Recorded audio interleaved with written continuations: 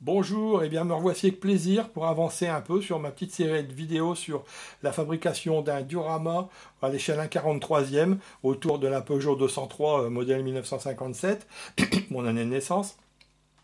Et donc ce diorama, j'ai décidé de mettre en scène la voiture dans une rue pavée telle que je les ai connues dans ma cité de Coron, dans le Pas-de-Calais au début des années 60. Devant une épicerie que ceux de la région connaissent, qui s'appelait la CCPM, la coopérative centrale du pays minier. C'était caractéristique de la région. Donc voilà, je vais mettre en scène la voiture devant ce type de boutique. Mais voilà, j'ai encore rien commencé parce que j'attendais quand même, enfin rien commencé entre guillemets, sur la maquette et le diorama, j'ai encore rien fait parce que j'attendais d'avoir tout le matériel, enfin ce que j'estime tout le matériel, parce que comme je débute dans ces deux mondes complètement, je pense que je vais avoir des surprises, que je vais m'apercevoir que j'ai acheté des choses qui ne conviennent pas ou qu'au contraire j'en ai oublié. Bref, on verra à l'usage, je viendrai le raconter, c'est ce que j'ai dit. De même, pour débuter, je me suis inspiré de pas mal de tutos sur YouTube et je viendrai aussi dire ce que j'en ai retenu qui était pertinent ou ce que je juge pas pertinent du tout ou sur lequel je me serais trompé d'ailleurs. En fait, on verra à l'usage quand j'aurai commencé. Mais bon, je suis pas resté les bras ballants quand même en attendant. Comme je vais fabriquer une boutique, j'ai quand même fait un dessin à peu près à l'échelle et j'ai commencé à fabriquer des huisseries. Bon, ici, j'ai fabriqué les deux bâtis de fenêtres, un bâti de porte et une porte qui vient s'intégrer dedans. Voilà, j'ai fabriqué également trois petits personnages là-bas à l'imprimante 3D. Bon, c'est pas extraordinaire parce que j'ai pris des personnages qui étaient beaucoup plus grands que j'ai réduit au 1/43e. Ça a beaucoup de défauts, c'est pas évident. Mais bon, ça fera l'affaire pour un début. Acheter des figurines, c'est quand même assez cher. J'ai fait une dame, un petit garçon et un bonhomme. Et alors, une grosse gageure, il va falloir peindre des figurines. Je pense que c'est quelque chose avec lequel je vais bien m'amuser. J'ai fait autre chose aussi pour mettre dans cette vitrine, hein, pour ceux qui ont connu l'époque. J'ai fait quelques éléments ici. Alors, je ne sais pas si ça se verra bien. Il y a le parallaxe et tout. J'ai fait des boîtes de bouillon cube en ferraille comme on faisait à l'époque, des paquets de Bonux, des petites affichettes à mettre sur la porte et la fenêtre.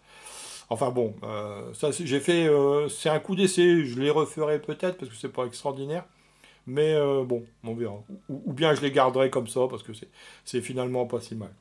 Voilà. Donc voilà, j'ai quand même fait quelques petites choses. Mais maintenant, j'ai reçu tout le matériel. Il me manquait un peu de matériel que j'ai commandé chez Oops Model, qui était livré d'ailleurs en 48 heures. Formidable boutique, je recommande. Et je vais un peu présenter ici tout ce que j'ai préparé pour travailler, avec le plus important, évidemment, ça va tourner autour d'une voiture, avec une carrosserie que je voudrais couleur bordeaux brillant. Pas trop brillant, hein, les voitures des années 60 n'étaient pas brillantes comme celles d'aujourd'hui. Mais quand même, c'est quelque chose que je ne m'imagine pas faire au pinceau. Il y en a qui y arrivent très bien, mais moi, j'ai aucun talent artistique, c'est pas la peine d'y compter. Donc, j'ai fait l'investissement d'un aérographe que voici.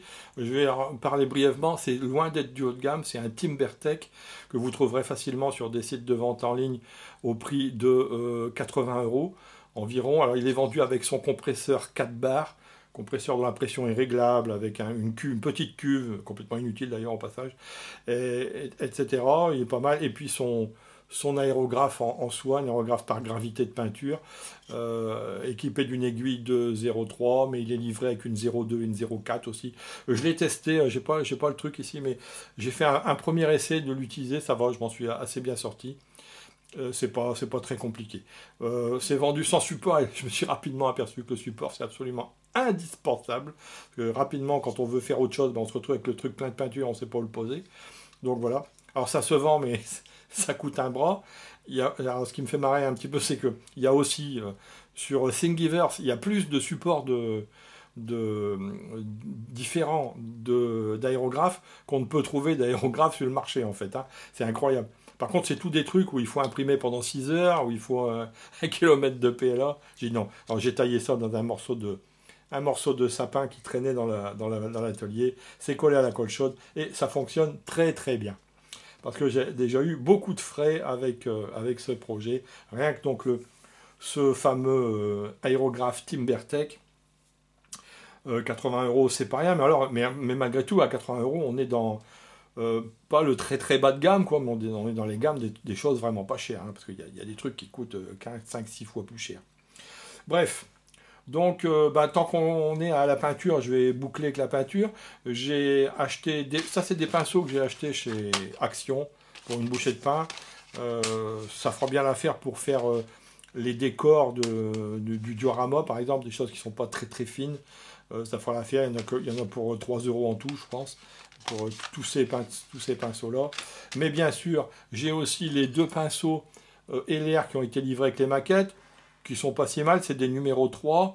Et en plus, j'ai acheté chez Oops Model des pinceaux synthétiques d'assez bonne qualité, paraît-il, numéro 0 et numéro 2. Surtout pour faire numéro 0, pour faire les figurines, hein. Ça va être indispensable. Donc j'ai fait ce petit investissement. J'ai acheté pas mal de peintures. J'essaie de rapprocher ici le bac. On m'a conseillé les peintures de la marque Revel Aqua. Ce sont des peintures à l'eau. Je préfère travailler avec des peintures qu'on dilue à l'eau. C'est moins toxique, c'est plus simple pour débuter. Donc j'ai pris un échantillon de peintures dont la plupart je sais que j'en avais besoin, notamment de la couleur chair ici, hein, pour faire les visages de mes petits personnages. Du rouge, du jaune, du vert, du bleu, pour faire des mélanges, du noir et du blanc. Et puis un argenté que j'ai pris en plus, je ne suis pas sûr d'en avoir vraiment besoin, parce que avec les maquettes LR, ils en livraient un pot de peinture argentée. Bon, je l'ai testé, c'est ce qui m'a servi à faire le couvercle des pots de bouillon cube. Bon, elle n'est pas extraordinaire, il faudra que je l'essaye à l'aérographe, ça sera peut-être mieux. Et puis j'ai toutes les peintures qui étaient avec les maquettes LR, que je pourrais exploiter d'une façon ou d'une autre. Et surtout, dans la maquette, il suggère de faire les chromes de la 203 avec de la peinture argent, mais bon, j'ai préféré investir dans de la peinture ici AK Extreme Metal, qui semble-t-il reproduit vraiment super bien le chrome. Ça a l'air compliqué à utiliser, mais je vais m'y essayer à l'aérographe pour avoir une belle finition des chromes de ma voiture. C'est sans garantie, hein, comme je suis totalement débutant. Qui dit peinture dit aussi normalement une couche de primaire. Donc j'ai acheté de la primaire à l'eau grise. Non, on peut mettre du primaire blanc, du primaire noir. Pour un débutant comme moi, on prend du gris. Ça marche un peu partout. Plus tard, on verra bien si je peux utiliser autre chose. C'est indispensable, il faut en mettre partout quasiment de la primaire. Y compris sur les petites figurines là-bas. Il faudra passer une primaire avant coup. Puisqu'on a la peinture, j'ai aussi des peintures comme ça. Alors j'en ai toujours eu ça. C'est des gros que j'achète pour faire des maquettes de châteaux, des choses comme ça, des jouets en carton avec mon petit-fils. J'en ai comme ça plusieurs et ça va me servir. Faut pas utiliser ça pour les maquettes ou les figurines, hein, mais pour les dioramas, pour faire les rues pavées, les murs, des choses comme ça va être largement suffisant. Ça revient beaucoup moins cher que ces peintures à maquette là-bas, qui coûtent un bras. Qui dit peinture dit masquage, parce que la 203, elle a des chromes, notamment des baguettes au long. Donc pour peindre les baguettes, ou 1,43 sur une voiture qui est déjà peinte en rouge, il faut du ruban de masquage. Donc là j'ai acheté du ruban de masquage de 1, 2, 3 et 6 mm. Alors pour ceux qui ne connaissent pas, ça coûte assez cher, hein, ça coûte plus de 5 euros ce petit paquet. Mais il ne faut pas utiliser le ruban de masquage qui sert quand madame elle demande de retapisser la cuisine et de repeindre, parce qu'il colle trop et il arrache les peintures, paraît-il. Donc il faut absolument acheter du bon ruban de masquage à maquette, c'est ce que j'ai fait ici. Pour doser les peintures, avec toujours avoir un peu d'eau, moi je prends déjà avant, pour mettre de l'eau, je prends toujours comme ça, c'est un pot à Nutella. C'est pas bon pour la santé le Nutella. Par contre, c'est génial comme pot parce qu'ils sont très stables, ces verres. On risque pas de les renverser. Faut pas faire l'erreur de prendre un gobelet en plastique parce que là, il se renverse sans arrêt. Et pour mélanger les peintures, les doser avec le diluant, en général, je vais faire à l'eau, je pas encore trop, mais j'ai acheté ces pipettes, c'est pareil, je les ai payées vraiment pas très cher. Sur un site en ligne, j'ai payé 1,79 € pour 10. Et elles sont parfaites, elles se lavent bien et tout pour doser, faire les mélanges de peinture. Évidemment, il y a tout plein de petites choses que je vais utiliser autour. Des morceaux de papier de verre de différents grains. Alors, j'avais dans mon atelier du 120, du 240 et du 500. Donc voilà, j'en ai coupé des petits morceaux, des chutes. Hein. Et j'en ai même collé des petits morceaux sur des bâtonnets de glace, comme ceci, pour faire des genres de petites limes, pour faire la finition quand on dégrappe les maquettes. D'ailleurs, pour dégrapper les maquettes, au passage, il faut une pince coupante, de préférence assez fine, et avec des bords plats, on m'a dit ici, pour pas que ça laisse trop de tétons sur les pièces qu'on a coupées. Il faut que ce soit bien plat ici. Ça va mieux après à faire les finitions. Évidemment, un vrai cutter, la boutique, je vais la faire en carton plume ou carton mousse de 5 mm. Donc je vais couper ça avec un cutter classique, 9 mm. Mais également deux scalpels type X-Acto pour faire des choses plus fines, pour gratter les grappes, pour faire les finitions. Dans les abrasifs, je me suis dit que 500 c'était encore un peu gros. Je voulais quelque chose de plus fin et on m'a dit, j'ai lu sur des tutos, alors là peut-être, je ne sais pas si je me suis fait avoir ou si j'ai mal compris quelque chose, que ce qui était génial c'était les éponges abrasives. Donc j'ai commandé des éponges abrasives comme ceci. Alors j'ai payé presque 4 € le lot, deux lots de 10. J'ai pris du 800 et du 1200 qui complètent bien mon 500. Seulement, c'est pas du tout des éponges abrasives.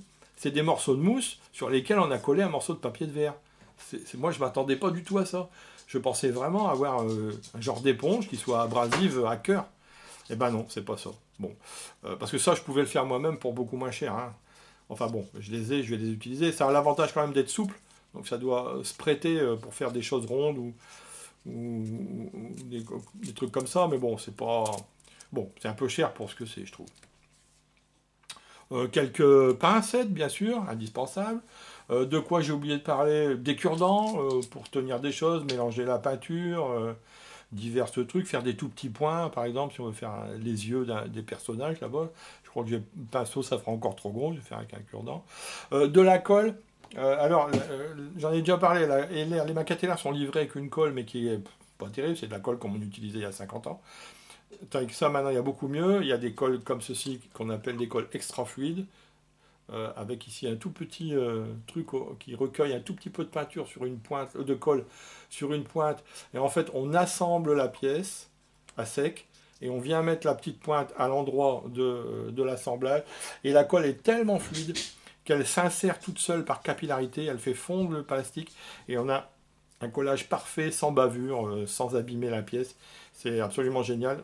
Ça, clairement, je ne l'ai pas encore essayé, mais je sais que c'est quelque chose d'absolument indispensable. Dans les achats d'exception que j'ai payé assez cher aussi, presque 8 € pour mettre ici dans mes bâtis, j'ai acheté ça. Il paraît que c'est fait exprès. J'ai dit c'est cher. Il y a deux plaques comme ceci. Evergreen, c'est pour faire des vitres. Ça fait 4 mm d'épaisseur. Mais d'abord, la finition est pas terrible. Je trouve que c'est déjà un peu rayé de partout. Et c'est pas plat, c'est arrondi. Bref, c'est très décevant comme produit. Là, je le mets sous presse en espérant que ça va se redresser. Mais bon, pour presque 8 €, ça fait vraiment mal, quoi. Et encore, j'en ai pris du gros, 0,4, parce que ça existe en 16 centièmes et en 25 centièmes. Bon, je ne veux pas non plus casser complètement le produit. Il y en a qui l'utilisent avec succès, mais bon, pour l'instant, moi, je suis un peu déçu par ce produit. Ensuite, qu'est-ce que j'ai préparé ici pour faire mes figurines? J'ai récupéré un truc à sushi pour fabriquer une palette humide. Il paraît que c'est hyper important. Donc voilà, j'ai de quoi me faire une palette humide. Et là, je crois que j'ai fait le tour. J'ai présenté tout ce que j'ai préparé. Bon, il y a plein d'autres petites choses autour, évidemment, que je ne vais pas vous montrer ici. Hein. Des chiffons, des cotons-tiges, etc. Ma loupe, etc. etc. Mais bon, l'essentiel est là. Je vais démarrer. Et puis, bah, dès que j'aurai un peu avancé...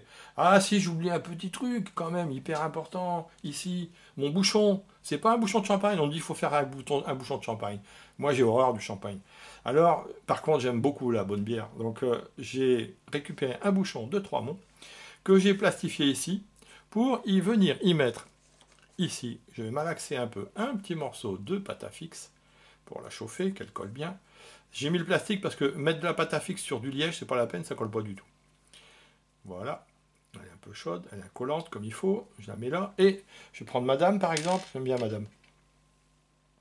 Alors, pas trop un costume années 50-60, mais ça fera l'affaire. Et voilà, comme ça, je vais pouvoir tranquillement la peindre sans être obligé de la tenir par les pieds. Hein, c'est l'intérêt de cette petite chose.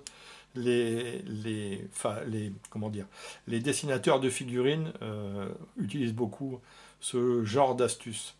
Voilà. Ben, cette fois, j'ai vraiment fait le tour, hein, il n'y a plus rien. Et bien écoutez, je vous laisse tranquille. Déjà, merci beaucoup de la patience d'avoir regardé cette vidéo jusqu'au bout. J'espère revenir la prochaine fois avec quelque chose que j'aurai fabriqué, que j'aurai avancé, que j'aurai peint et que ça sera joli pour partager. En attendant, je souhaite à tout le monde un excellent week-end. À bientôt.